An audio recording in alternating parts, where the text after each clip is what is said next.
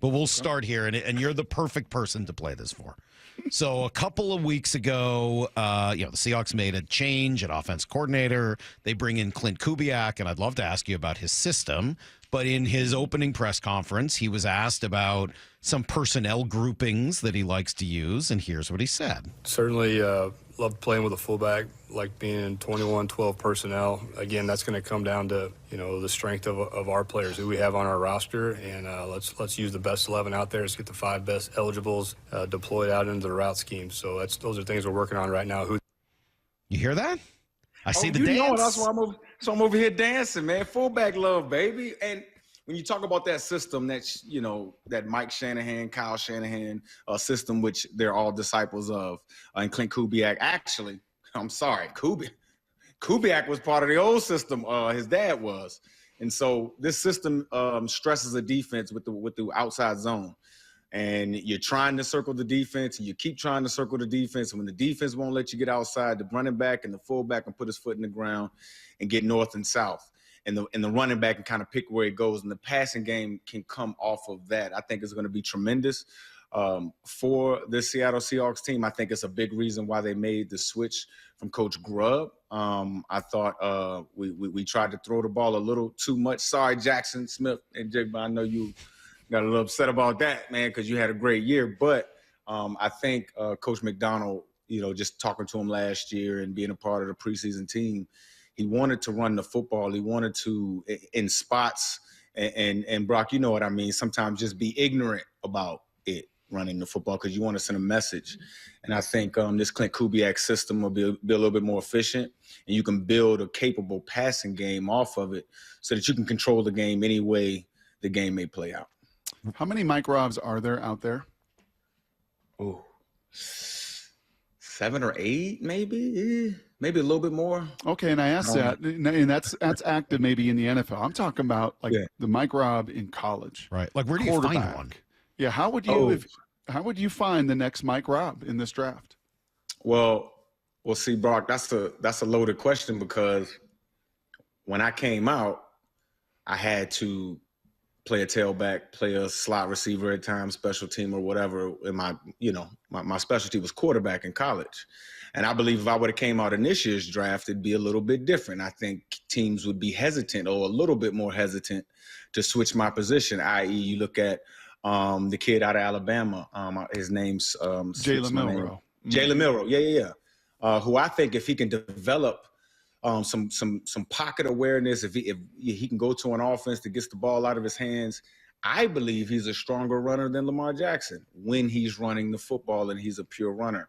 And Brock, I think I've talked to you about this before. I categorize these movement quarterbacks into 2 categories: runners with special passing ability, i.e. Jalen Hurts, Lamar Jackson, Cam Newton, those types of guys who, they're real runners when they got the football. You see them fall, you see them roll their shoulders. They're better protected when they're running because they know how to run the football. And then you have passers with special running ability, which is the Russell Wilsons, the Deshaun Watson in his days, the Josh Allens, those guys who, they can beat you with their legs, but they would prefer, to throw the football down the football field. And so, to me, it's about the offense that you're going to go into, trying to find a potential movement quarterback in this draft. I think that was the nature of, of you guys' question. I'm sure you weren't asking about fullback, but I think it's really on your offense. And if you can have the space to bring in some collegiate concepts, if you're not an RPO system, maybe you put RPO into your system, which we all know RPO and read option is the same thing. You're just reading 2 different guys, you know what I mean? But you're attacking the defense the same way. So just little nuances like that. I believe if NFL offenses are open and have the space to add those elements, I think you'll find even more capable quarterback. If you were drafting a quarterback now, or acquiring a quarterback in some way, would you even consider a quarterback who couldn't run? Mm-mm. You have to have some type of movement ability. It is funny, man, because it's easy to look at Tom Brady's career with hindsight and have this clear vision that he's a champion and the GOAT. I think he's the greatest winner at the quarterback position. But the actual playing the quarterback position, I got somebody else that's my GOAT. But I bring up Tom to say, because we're in draft season and we're talking about evaluating quarterbacks and things like that. I think Tom Brady, if he was in this draft, he'd still go in the 6th round. Because the draft is all about, these big measurables, these explosives. And I think that's why you only see really one quarterback in Cam Ward of holding that, the number one quarterback mantle, because he's the guy that got all the arm angles and all of those things, and he put it on display in a national way.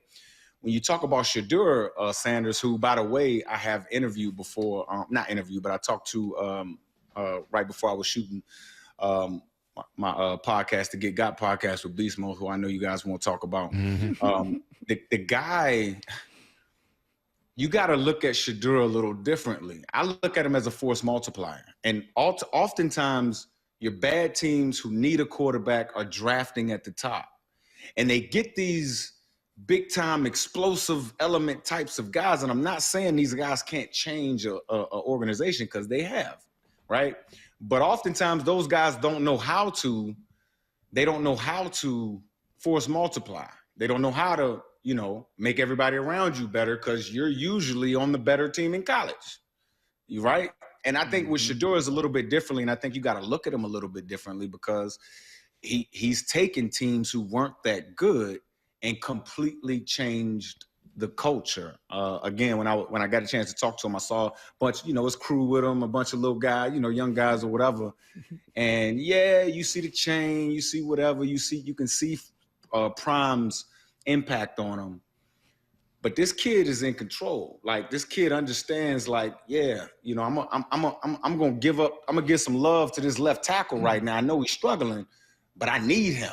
And I think maybe we need to start looking at some of these quarterbacks who maybe don't have the big explosives, measurables or whatever, and look at kind of the tape and what they've actually done. So yeah, I think it'll be interesting. But I like Cam. I do like Cam Ward. Yeah. You know what Prime calls Shedeur, right? Have I told you this before, Salk? No. You know what he calls him? Because I had 4 CU games this year. I got to see a lot of all of that. Mike Rob. He calls him grown.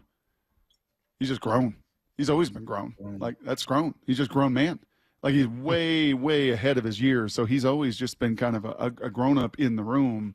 I want to know, how do we come up with the name of the podcast? Get Got? Yeah, how do we come up with that?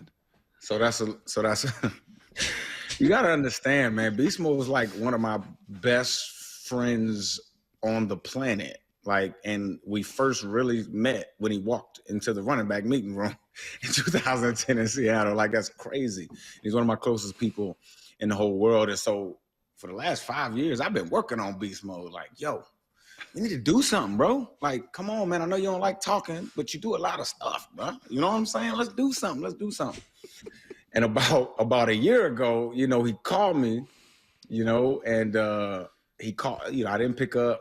And then he called like 20 minutes later, and I was doing something. Then he called again, and Beast Mode don't call you like that. When he calls you like that, you better pick the hell up. You feel me? Yeah. And so I picked up, and he's like, dude, did you see? I forget what story was going on in the media or whatever. He's like, dude, did you see this, that, and the third? And I'm like, yeah, bro, what's up? And he goes in on it, right? And we just talking back and forth. And I'm like, bro, after about 30 minutes, I'm like, bro, that's a pod. That's a pod. We just did a pod. We're not gossiping. We're not hating on nobody. We just talking. He hung up on me, and then we came back, you know what I'm saying? And we talked a little bit later, and he's like, bro, I think I want to do a pod, man. I got this opportunity. And Beast is different because he don't like warn you for calls. He just calls you, and he'll have 4 executives on the phone. And you're like, whoa. I didn't know this was happening. I didn't know this was happening today. But, man, we're so aligned in kind of how we see the world and how we see sports. How we see this media game going forward, that it was easy, man. And we were trying to come up with a name. We were talking about, 2426, all this other stuff. And then he was like, how about the Get Got? And I'm like, what you mean? He was like, remember that interview we did when we was in Philly, whatever, woo. And I'm like, bruh, let's do it. And so we ask all of our guests, what was their get got story? And it's been fun, man. He's been able to allow me to be more authentic. You know what I'm saying? I'm always authentic, but like open up a little bit more about who my true personality is. And I believe he's the Charles Barkley of football at the NFL. I believe he's the only guy that can say anything. Yeah, it's funny you use that word authenticity with Marshawn. It's obviously like the perfect word for him, right? He's as authentic as it gets. But it's interesting. It strikes me as an incredible accomplishment that he is as authentic as he is, while also maybe being the best branding thinker in sports as well. I mean, like, those two things don't always go the same, right? Or go together. Often if you're great thinking about branding, you're very inauthentic because you're constantly thinking about how you want to come off. He's both. It's amazing. It's truly an incredible accomplishment.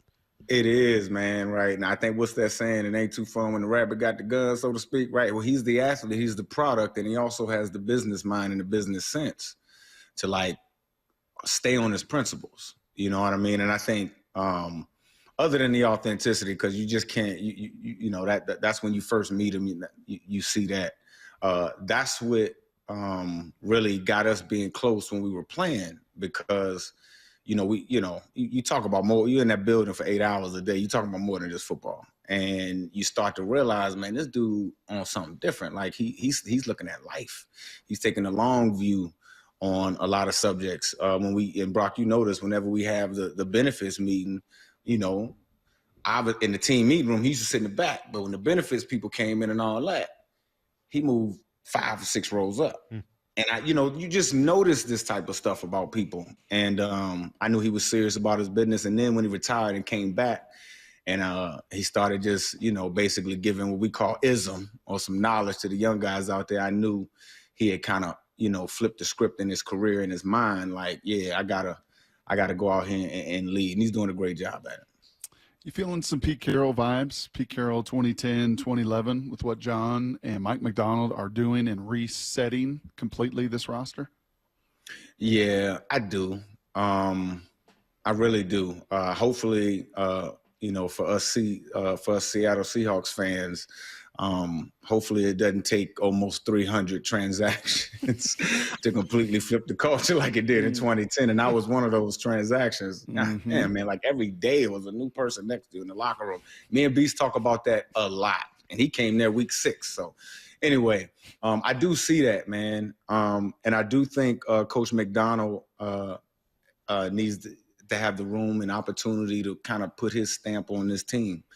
And I thought he started doing that with some of the moves. I was surprised when I saw Geno walk out of that building. I don't know the business behind everything. I would assume Geno wanted more money or whatever, but I thought Geno was worth it. You know what I mean? Anytime a guy completes 7, it can complete 7 out of 10 passes anytime, anywhere on the field, whatever. I think that's highly valuable in the National Football League. But I understand the, business, whatever, and I understand the symbolism of, bringing in a new guy. That's a new regime. This is my guy, talking about Sam Darnold, and obviously Clint Kubiak with that offense. So I do see shades of it, man. I will say one thing to any players out there that may be listening to your show. This season is going to be scrappy as hell. You going to have to scrap. I'm talking about, like, you know what I mean? Because I thought Tyler Lockett would be a lifer as a Seahawk. I thought Bobby Wagner would be a lifer. I mean, I just thought these guys would never leave, and it just new energy in the locker room. And I just to remind me back of 2010, every single week felt like we were just scrapping and punching, and we felt disrespected at all of us because we had so many different people in the locker room. And I think John is trying to recreate that energy. You know what I'm saying? I'm glad we got guys like Jaron Reed back to, he's a guy that kind of was a baby toward the end of that last regime, and now he's a big dog and he understands how to kind of set the tone. But they got to get that. They got to develop that mentality of being scrappy, man. And they just got to beat the hell out of anything that lines up in front of them and just keep that energy throughout the season. And then look at the record at the end of the year and see where you are. You bring up Lockett and Bobby and people, leaving here. And we've heard from some of the, your former teammates that's frustrating. And they think, just listening, it sure sounds as if they believe the Seahawks have a bigger problem with that than other teams do. And I don't know. I don't feel that way. It seems to me as if that's an NFL thing, not a Seahawks thing. Are the Seahawks not loyal enough compared to their peers, or is that just the life in the modern NFL? Well, you got to understand the nature of the athlete.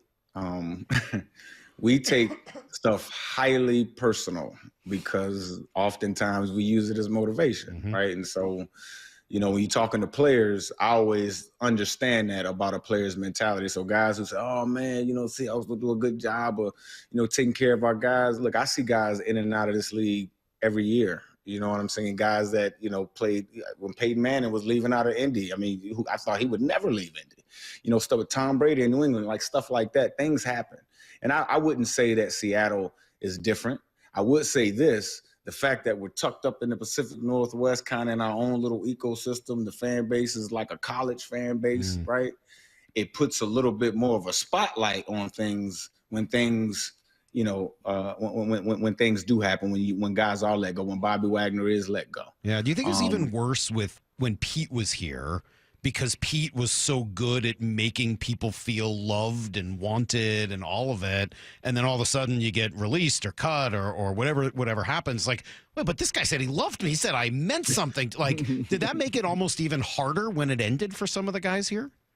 Hell yeah, make it harder, man. He told me he loved me too. And then he cut me a couple weeks later. Hell yeah, that happens. But the thing is, I think he means it. I was sick and dying and it happened. You know what I'm saying? I think he means it. I think he really does love those people, but also, that's the personal, but there's also the business that happens at the same time. Absolutely. And Pete was awesome, man. He's a psychologist, that's what he went to school for. So he understands how to talk to people and all of that stuff. I will say this. Again, athletes take business things personally, and once you get older in this league and you've made a little money, you're able to kind of accept change like that. Like Bobby, you talk to Bobby. I mean, yeah, he felt a certain type of way at first, but you're like, all right, cool, I get it. What does a reunion with these guys look like? Earl, it could happen. Bob, I mean, would a reunion? You want to talk about a podcast? Were you here for Pete's goodbye celebration a couple years ago? I couldn't make it. I work on the weekends, man. I do college football on the weekends from DC. So I couldn't make it. I couldn't even make it when we had the 10-year reunion for the Super Bowl. But we are planning, and we haven't said this publicly. So this is some breaking news. We don't have the date yet, but we will let you guys know. We're planning a Get Got Pod with all of the characters involved talking. Okay, we want to because what we found out being beast mode through our talking to our old teammates is there's some deep wounds. Really? Yeah. Really? I mean, it's funny doing a show with KJ every week for 2 years. We never heard about any of that. I'm just kidding. Especially about that Super Bowl that was a couple yards short. Oh yeah. There's some deep wounds that we just need to talk about. Are you going to do it in Seattle? Yes, that's the plan. So all of you guys are going to come to Seattle, the whole Legion of Boom group, everybody that can make it. You guys are going to all come here, everyone mic'd up at the same time have a conversation that you're going to have to lead that? Yeah, man. Are you ready for that? Real Mike Rob got it, and we're all teammates, man. Well, there's a lot of people there that think that they should be speaking at any one time. But we're good. We'll figure it out. Come on, man. We'll figure it out. We want a Super Bowl together, okay? We can figure it out, all right? When order needs to be restored, who restores order? It'll be me, obviously. You know what I mean? Me and Beast Mode, it's our pod. So obviously we're the hosts. But we're gonna figure it out, man. See, the more questions you ask, you trying to get into the weeds of it. I haven't released all the details yet. I'm trying to kind of tell you to shut up a little bit. Shut up. You know what I'm saying? I deal with this every morning. Mike Rob, I deal with this every morning. Brock, I don't read the room very well. I've said it many times. I'm not good at reading a room. Sherm will just outright tell me to shut up. So it's much easier when you're very direct with me. Yeah. Hey, my last thing for you, Mike. What was your biggest takeaway from DK? The most recent of the podcast. Obviously, we were all ears up here in Seattle listening to every bit of it. Just your takeaway from the whole conversation. It's a good question, Brock, because I don't know this for a fact. I don't. But DK got a call right before we went on. And again, I don't know this for a fact, but I think he knew something while he was talking on our podcast. You know what I'm saying? And then after we taped it or whatever, a day later, this news gets released that he's going across the country to play for Pittsburgh. It's all good, DK. You could have released it on the Get Got. You know what I'm saying? Give us some views. You know what I'm saying? But my overall, just thoughts on it, man. DK is a loyal dude, bro. He's very serious about his work. Very serious about his work. See, I first met DK in an elevator at the combine when I guess he was going to eat or whatever, and I was working. And then we ended up seeing him again when he was walking through the Seahawks facility. And this dude is one of the hardest workers. Mm-hmm. He cares. You know what I'm saying? I think he gets misconstrued because you see the passion and you see the muscles and you see him get all fury and there's stereotypes out there. So you see an angry black dude and you know what I'm saying? And to talk to him, he ain't really like that, man. You know what I'm saying? Like, I know you remember, like I asked him about when he cussed out Grub or whatever. And then when he went into it, it's like, oh, now I see why you were so upset. You put in all that work during the week. Y'all expected, some input in the game plan, which y'all should. I mean, y'all been in the league longer than Grub was. You see what I'm saying? So, loyal dude. I don't think he really wanted to get up out of Seattle totality. But, I mean, when people started going and whatever, and, I think he felt like some conversations didn't go like they said they were going to go earlier, that it was just time for a break. Yeah, man, it was a great interview, but I wish he would have just released it on the Get Got, man. Come on. Yeah. He said some pretty good stuff, though. We played a lot of clips from it, and for a good reason. I mean, you guys do a really good job with it. It's an awesome thing. Congratulations. It's cool seeing all the good stuff you're doing, and it's just got to be fun. Anytime you want to promote Marshawn. it, just come on with us in the morning. I'm sorry. I got a text. This is not my question. This comes from a guy in Alaska. He said, okay. I know you don't want to answer any more questions about the potential for an LOB reunion, but quick question, says Homer in Alaska. Okay. Will Russ be there? Well, that's a big deal. Yeah, we're actively trying to get Russ to be a part of this. Now, so he got like 4 cell phones. It's really hard to figure out which one to call. Don't know if he's gonna be working when we do it. You know what I'm saying? As right now he looking for a gig. So we'll have to figure that one out. Mike, thank you. This is great, and it's awesome doing it on video, man. It's nice to be able to make eye contact while we're doing this and see you. You look great, and when the Seahawks finally do bring in a fullback, we will reference you always and ask for you to come in and maybe give us a little review on what you're seeing. We appreciate it. Thanks, dude. Thank you, guys. I'll see you guys during training camp. I do preseason, so yeah, we'll talk then. Awesome. There you go. The great Mike Robinson. Well, we really do appreciate you guys watching our videos. And remember, you can like it, you can subscribe it, you can download the Seattle Sports app so you never miss a minute.